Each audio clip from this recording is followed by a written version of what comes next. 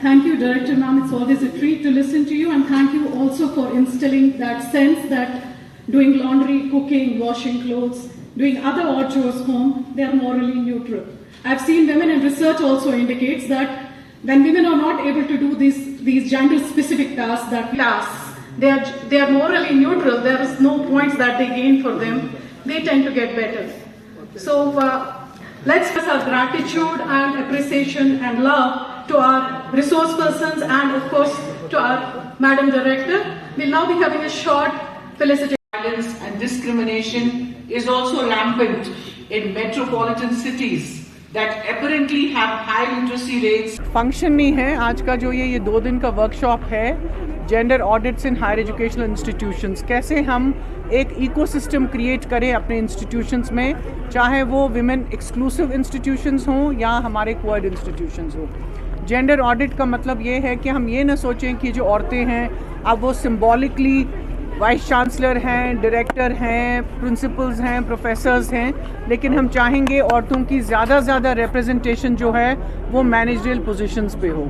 फिर हम ये देखें हमारे इंस्टीट्यूशंस इक्वालिटी के बहुत से मेजर्स होते हैं। सिर्फ ये मेजर नहीं होता है कि हम इंस्टीट्यूशन को, जो बहुत इंपॉर्टेंट है, आईसीसी हर एक जगह है, internal complaints committee, sexual harassment cases जहां हमारे कॉलेजेस में या वर्क ऑर्गेनाइजेशंस पे हों, लॉ के तहत उनको हम हल करें, बिकॉज हमारी यहाँ लड़कियाँ पढ़ती हैं और लड़के भी पढ़ते हैं। इक्वालिटी के मेजर्स जो हैं औरतों के लिए वो सारे पूरे हों हर एक इंस्टीट्यूट में, चाहे वो कोएड इंस्टीट्यूट हो या लड़कियों का इंस्टीट्यूट हो। उस हवाले से 2 दिन का प्रोग्राम है जो हमारे वर्कशॉप है, और सारे कॉलेजेस जो हैं कश्मीर डिवीज़न के वो इसमें पार्टिसिपेट कर रहे हैं। हमारी एक टीम आई है जिनका एक्सपर्टीज़ और एक्सपीरियंस है जेंडर ऑडिट में, और across the length and breadth of country वो ये वर्कशॉप्स ऑर्गेनाइज करते हैं। तो वो आगे ये 2 दिनों में अपने वर्कशॉप के मोड से पार्टिसिपेंट्स को सिखाएंगे कि जेंडर इक्विटी क्या होती है, इक्वालिटी क्या होती है, कौन से पैरामीटर्स इंक्लूड होने चाहिए।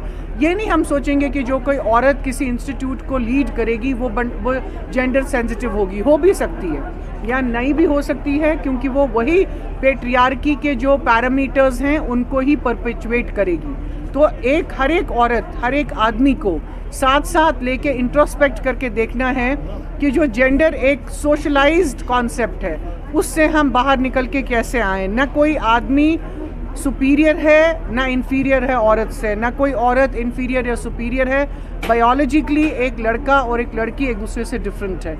इस चीज़ को हमको समझने की कोशिश करनी है, अपने रोल्स को समझना है, औरतों की पर्सपेक्टिव को उतनी ही इक्वल इम्पॉर्टेंस देनी है जितने आदमी को। औरतों का रोल पॉलिसी मेकिंग में उतना ही इम्पॉर्टेंट है जितना आदमी का है।